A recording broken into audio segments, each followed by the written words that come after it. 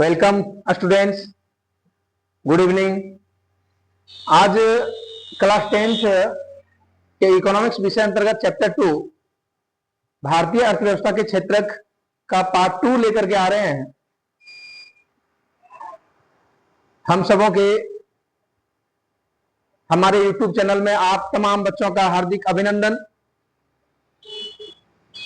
तो आइए शुरू करते हैं पार्ट 2। और इससे पहले हम लोगों ने बहुत सारी बातें किया था।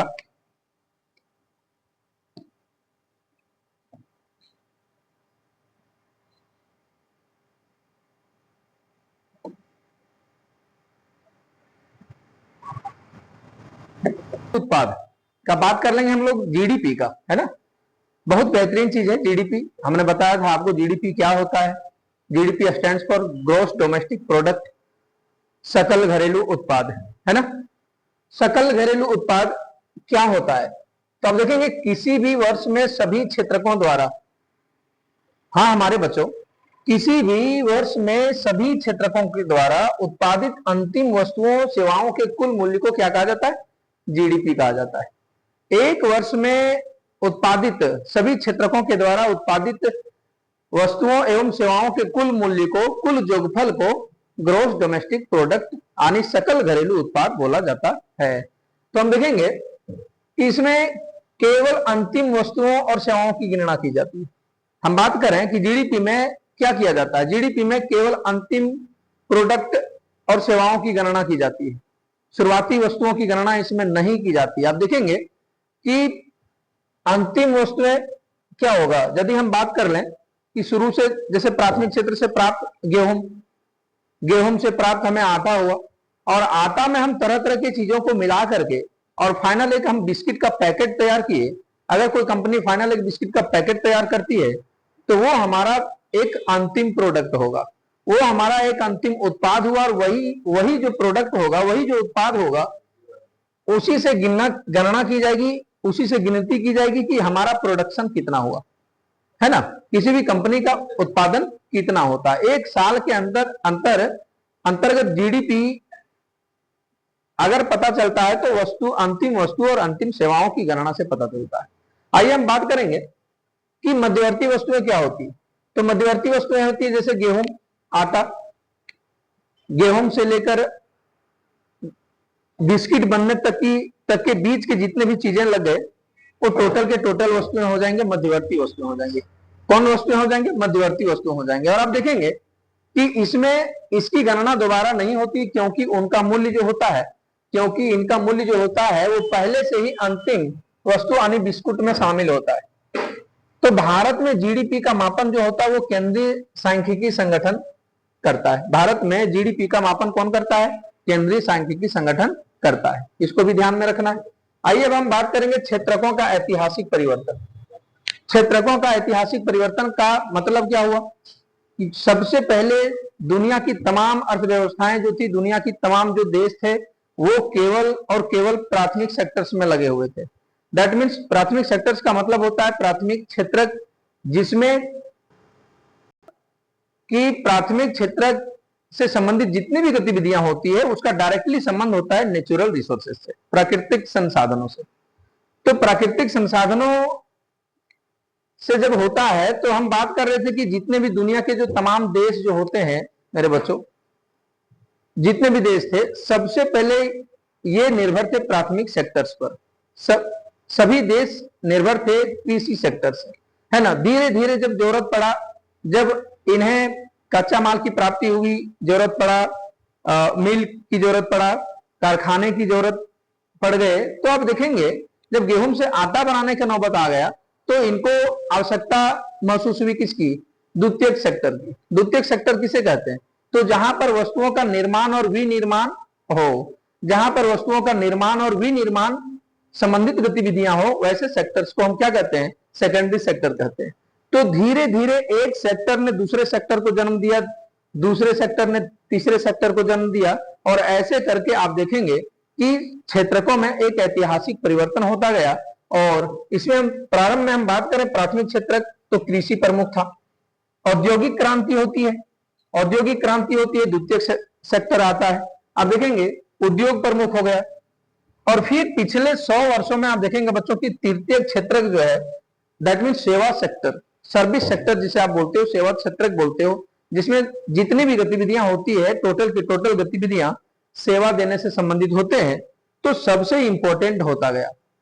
तो आप देखेंगे कि पिछले 100 साल में तीनों क्षेत्रों में से किस क्षेत्र का महत्व बढ़ गया, किस क्षेत्र का इंपॉर्टेंस बढ़ता नजर आ रहा है, तो आप देखेंगे तृतीय सेक्टर का महत्व यहां पर बढ़ता नजर आ रहा है।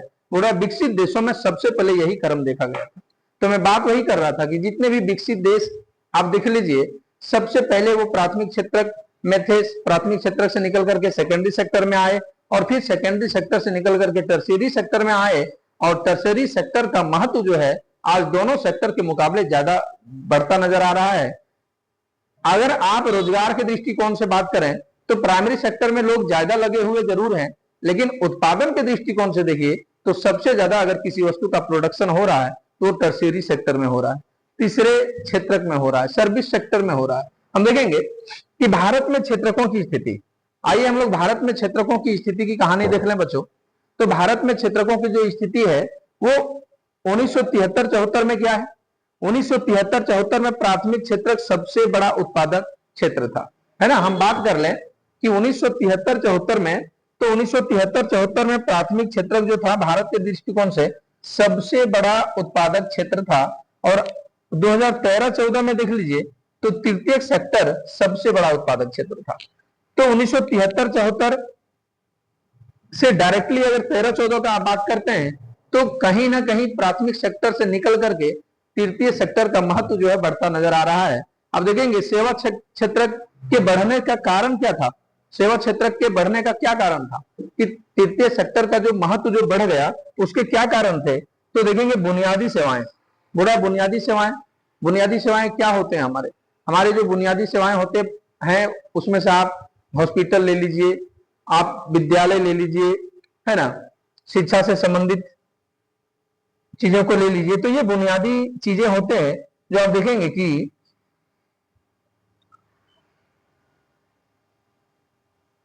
बैंक ले लीजिए, डाक ले लीजिए, पुलिस ले लीजिए, ये सारे के सारे जो चीजें होते हैं वो बुनियादी आवश्यकताएं होते हैं, हमारे बुनियादी चीजें होते हैं। और ये सारे के सारी चीजें किससे जुड़ा हुआ है, ये सारे की सारी चीजें ये सेवा क्षेत्र से जुड़ा हुआ है, ये टर्शरी सेक्टर से जुड़े हुए हैं। और इसलिए तीसरे क्षेत्र का महत्व जो है वो बढ़ता नजर आया, तीसरे सेक्टर का जो इंपॉर्टेंस है वो बढ़ता दिखता गया। और आप इस प्रकार से आप बोल सकते हैं कि ये सबसे इंपॉर्टेंट कारण बनता है कि सेवा क्षेत्र का महत्व काफी बढ़ गया।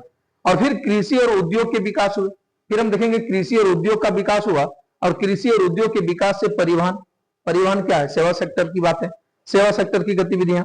आप देखेंगे व्यापार, व्यापार में वृद्धि, भंडार में वृद्धि हुई, और सारे चीजों में वृद्धि जो हुई, तो आप देखेंगे कि तीसरे जो क्षेत्र हुआ, जो सर्विस सेक्टर हुआ, उसका महत्व जो है काफी बढ़ता नजर आया हमारे बच्चों। तो इस प्रकार से हमने देखा कि कैसे प्राथमिक क्षेत्र से निकल करके फिर सेकेंडरी सेक्टर, और सेकेंडरी सेक्टर और प्राथमिक सेक्टर से ज्यादा इंपॉर्टेंस अगर बढ़ गया तो तीसरे सेक्टर का कैसे बढ़ गया, ये अभी बहुत बेहतरीन तरीके से मैंने आपको बताने की कोशिश की। आइए इसके आगे की कहानी हम लोग देख लें।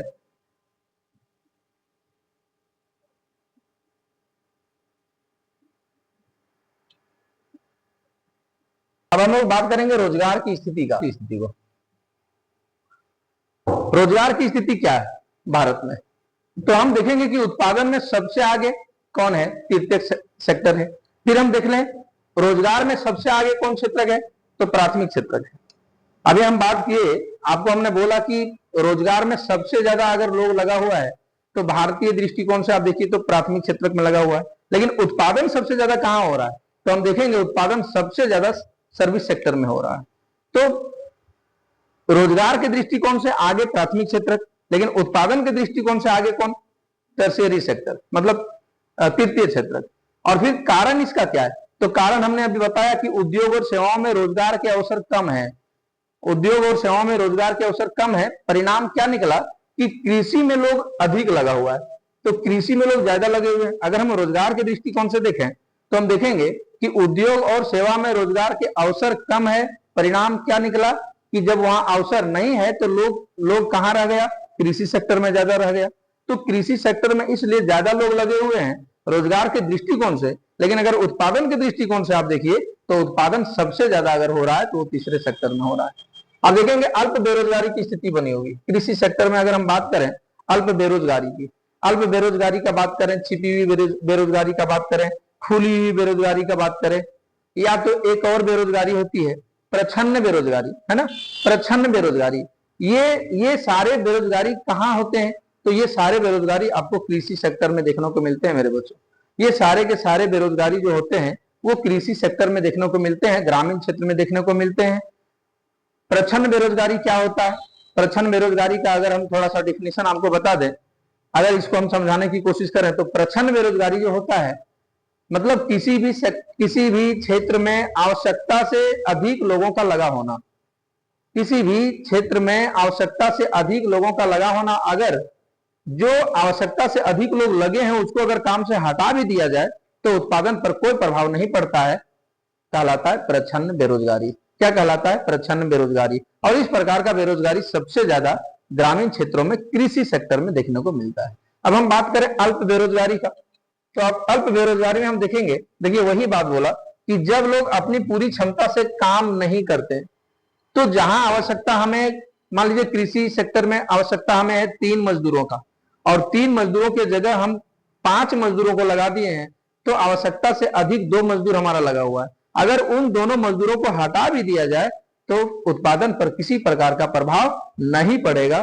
दैट मीन्स वो अपने क्षमता से कम काम करते हैं, वो अपने क्षमता से कम काम करते हैं। बोला सब लोग काम करते दिखते जरूर है परंतु उत्पादन पर इसका असर नहीं पड़ता है। बोल रहा है सब लोग काम करते नजर आते जरूर हैं लेकिन उत्पादन पर असर नहीं पड़ता है। किस सिचुएशन में? अल्प बेरोजगारी की स्थिति में। जब अल्प बेरोजगारी की स्थिति होती है, जब प्रच्छन्न बेरोजगारी की स्थिति होती है, तो आप देखेंगे बच्चों की काम करता लोग जरूर है लेकिन उत्पादन बहुत ज्यादा दिखता हुआ नहीं आता है। बोल रहा है कि एक छोटा किसान, बोल रहा है परिवार के 5 सदस्य जो है वे खेत में काम करते हैं, जबकि 2 से 3 लोग ही पर्याप्त। तो 2 से 3 लोग ही जिस काम को कर सकता है उस काम में आप देख रहे हैं कि 5 लोग लगा हुआ है। अगर 2 व्यक्ति को वहां से हटा दिया जाए तो भाई उत्पादन पर किसी प्रकार का प्रभाव नहीं पड़ता है मेरे बच्चों।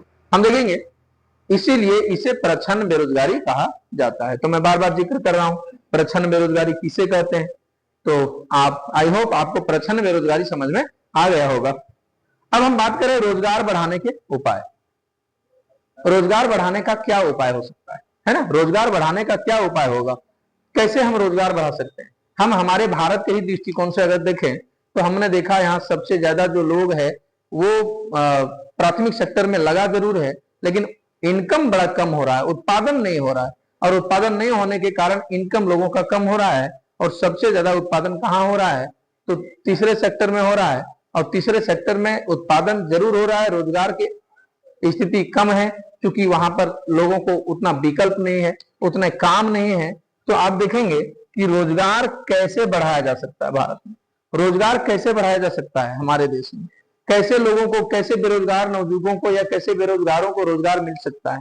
तो कृषि में सिंचाई सुविधाएं दे करके, अगर सरकार, आप देखेंगे अगर सरकार कृषि में सिंचाई सुविधा दे, अगर सरकार कृषि में सिंचाई सुविधा दे, जैसे कुआं, कहीं ना कहीं मदद कर दे सरकार, कुआं दे दे, बांध दे दे, बांध बना दे, नहर का निर्माण कर दे, तो ऐसा करके हम कृषि सेक्टर में उत्पादन को बढ़ा सकते हैं।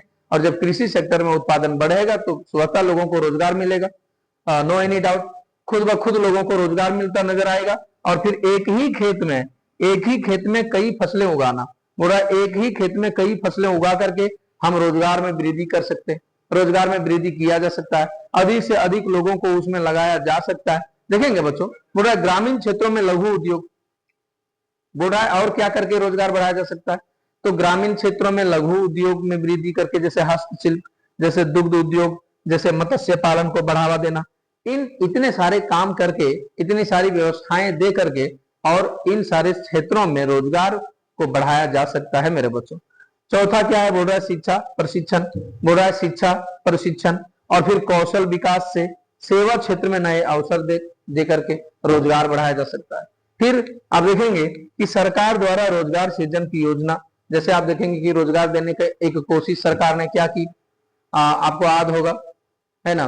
प्रधानमंत्री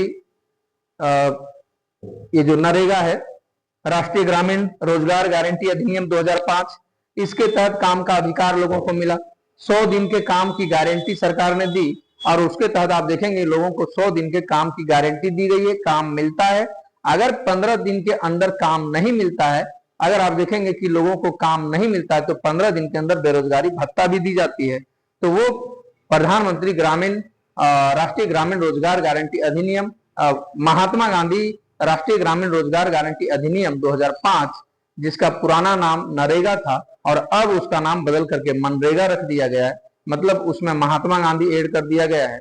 तो बच्चों अब देखेंगे कि इस प्रकार से भारत में रोजगार बढ़ाने के जो उपाय किए गए, वो एक से बढ़कर एक उपाय किया गया और इतने सारे उपाय करके रोजगार सृजन किया जा सकता है। आइए कहानी को आगे देखेंगे और वो नेक्स्ट जो कहानी होगा, इसमें मेरे विचार से अब जो है इस चैप्टर में इतना ही था। तो ये भारतीय अर्थव्यवस्था के क्षेत्र चैप्टर का पार्ट 1 मैंने लाइव क्लास में आपके बीच भेजा है। लाइव क्लास में आप देख सकते हैं, रिकॉर्डेड क्लास। और आज अब यहां से नेक्स्ट क्लास, नेक्स्ट चैप्टर हम इकोनॉमिक्स का लेके आएंगे। होता है ये चैप्टर समाप्त। तब तक के लिए जय हिंद, वंदे मातरम।